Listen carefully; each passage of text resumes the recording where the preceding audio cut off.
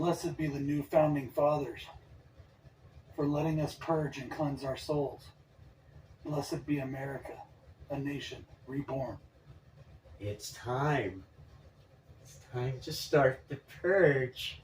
Let's fucking do this. Yes.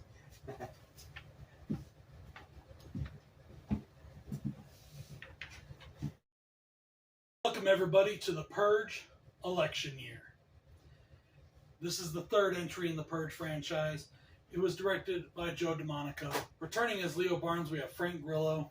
The gloves are off in this one, guys. The new founding fathers, threatened by a new political opponent who's seeking to end the purge if she gets elected president, have decided to make everybody available for the purge, even high-ranking government officials, which have always been protected before. But now they're not. Nope. Which means, of course, you know what that means? It could come back on them. They don't think it will, but it could. Yeah. They're trying to take out the competition. Exactly. They want to wipe her out, and the only thing standing between them and her is Leo Barnes. Guys, this might or might not be my favorite one of this franchise. I don't know. Forever Purge was hell awesome. I really like the first one. Yeah. Anarchy's badass. They're all pretty damn good. This is a pretty solid franchise all around. It is a solid franchise all around. I honestly have not seen the prequel yet, so this first time watching it, this will be my first time. Yep. And, you know, the prequel I like as well. A lot of people gave it shit. I liked it. Hey, I'll have to find out. Now, the box office on this one was $119 million. They're all. Okay. It seems like they're steadily rising every time. Yeah. But, you know, that's pretty damn good for a $10 million budget. Oh, wow. This one had a smaller budget than the one before, only by a couple million, but a smaller budget. Oh, okay. And it made more money. It made about $9 million more than the last one. There you go. This one came out in 2016, and that was the year that, you know, Trump went into office. But it drew some remarks later on in 2020 when Trump re-ran. When he ran again as, you know, the incumbent, he used the slogan, "Keep America Great." Well, that was the slogan from this movie, so some people gave him shit on that. I don't know if he ever made the connection. I don't know what kind of movies Trump is into, but I just don't see him watching horror films. That's just me, but I don't know. Maybe he does. I don't fucking know. Who cares? Yeah, who gives a shit? But I just thought that was a funny tidbit. Nice. And this movie was actually supposed to be a prequel. They were going to do this as a prequel, but when Frank Grillo said that he would come back as Leo Barnes, they flipped it around and rewrote the script for it to be a sequel to Anarchy. Nice. Now, I do believe, and we talked about this, that all these movies kind of can stand on their own. They can. But they do have an overarching story. In fact, I also found out that there is a Part 6 being done. Even though they said the Forever Purge was probably going to be the last, Part 6 is being written right now. And Frank Grillo is coming back in Part 6. So I'm cool with that because I think dude's a badass. He is so cool in these fucking movies. Yes, he is. That's very cool. You know, he is awesome, like Punisher style, just kick-ass badass dude. I love that. I think it's awesome. Oh, yeah. Did you have any negatives? Because, once again, I'm all pros with this movie. I know some people gave some criticisms, but I'm all pros. I really had nothing negative. I enjoy this film. It's a fun ride all around. I don't have anything negative to say. Yeah. My favorite part is when the bitch with the two poofy things on her head, the Mickey Mouse things, gets hers. I hated that bitch. She's all talking shit. God. You know, she admits to killing her own parents. And I'm sorry. Okay, you can say whatever you want. Maybe it's bling or whatever. Fuck that. Who fucking golds out their AKs and shit? Only fucking teenagers do that shit. Teenagers and Saddam. Saddam. Stupid people with. It's a fucking. There's a reason for that gun to exist, and it's not to chrome out. It's not to gold out. It's not to look pretty. You know, I can somewhat understand it with maybe a Desert Eagle or something. It looks kind of badass, but I don't get that. But anyways, that bitch just really annoyed me, and I was happy as fuck when she got hers. That was the coolest thing. I loved it. Awesome scene. Hell yeah, that was great because she was quite the bitch. Mm-hmm. One thing I really like about these films, and I can't believe we haven't talked about this yet, is all the different costumes that people wear. And this one's got some of the best ones, like those foreigners with the Uncle Sam costume. That's something else I love too. I love the foreigners, man. Those guys are cool too. You know, it's like, oh my god, they're coming to America. They always have cool this. masks. They have dress up in different ways. People go all out for this Purge thing, and you know, it's cool. It's fun. And even one of the characters in the film, he was just an extra, but he did have a line. He said that the Purge was Halloween for adults. Yeah. It's kind of right. He was like, he was a guy selling costumes, is what he was doing. And it kills me too. Well, it doesn't kill me, but we talked about in the last movie how, what do these people do the next day when they tried to kill somebody that didn't work out, you know? Yeah. But in this movie, there was like a trap set up. There was a swinging fucking pendulum that almost took somebody's head off. Yeah, in an alley. So these had to be set up in advance. It wasn't like they were set up right then and there. They had to have been. So how do people not notice this kind of shit getting set up? That's something I do.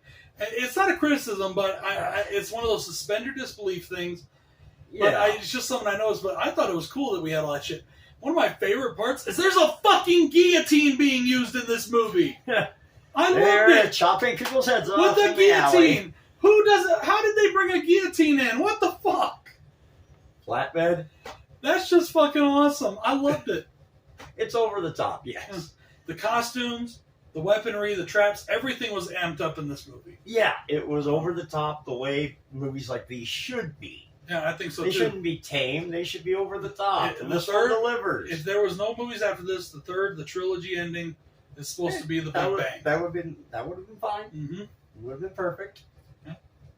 One of the things I really loved is how it sets up the story of the politician, her backstory, what happened. Yeah. One of the reasons why she's so against the Purge. And it starts off with that psychotic dude torturing her family and killing. She gets to choose which one or whatever. Yeah. That to me was fucking an amazing sequence. I love that scene. That is a great way to start the movie.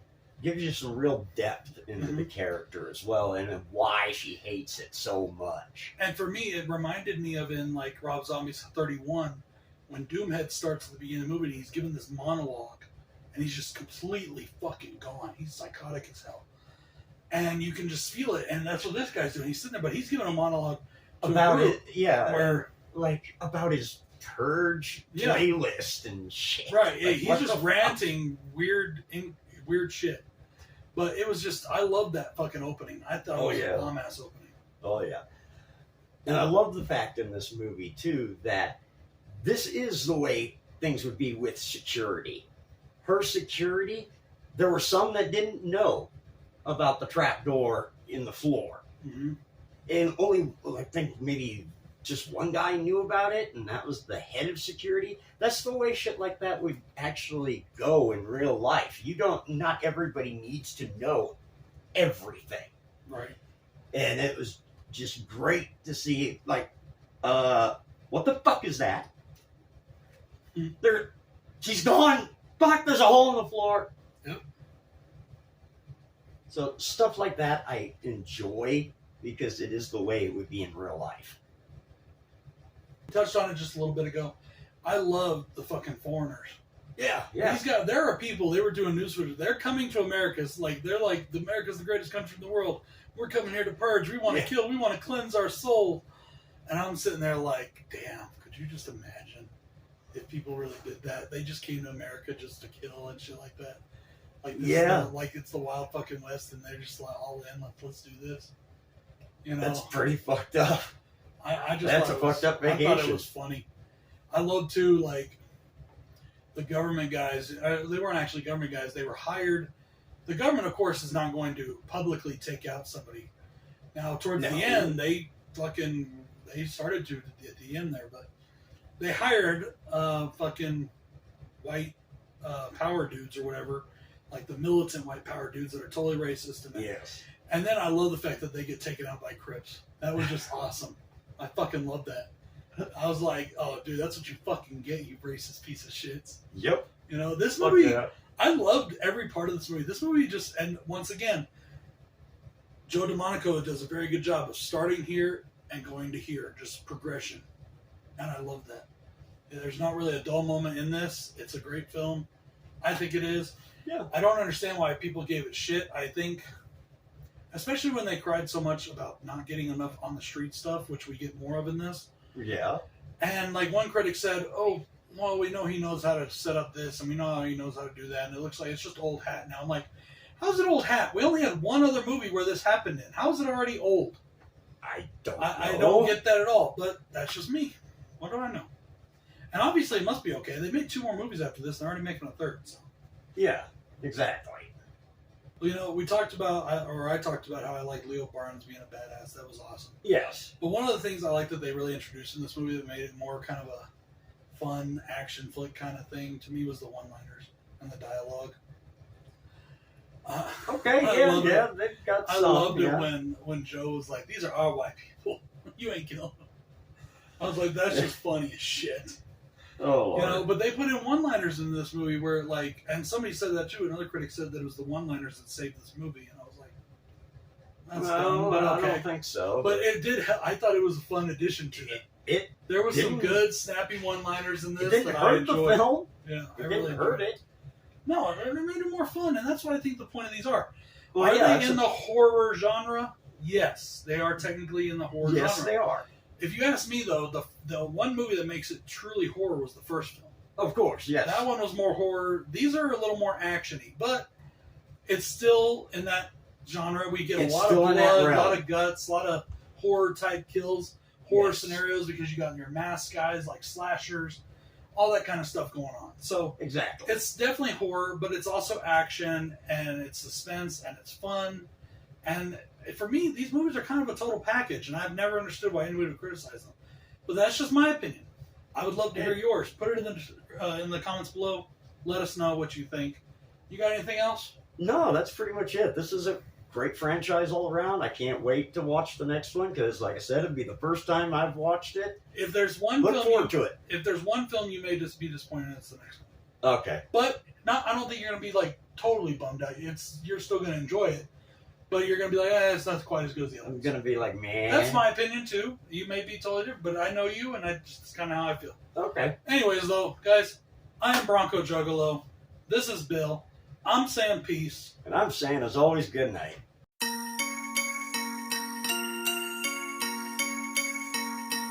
Talking about mob shit. Go. Couple $100 grand, nah, it ain't much. Mob shit. One phone call, you can get touched. Mob shit. Then we gave Tommy a to-do list. Mob shit. Good fellas always got a full clip. Mob shit. Keep the family biz on the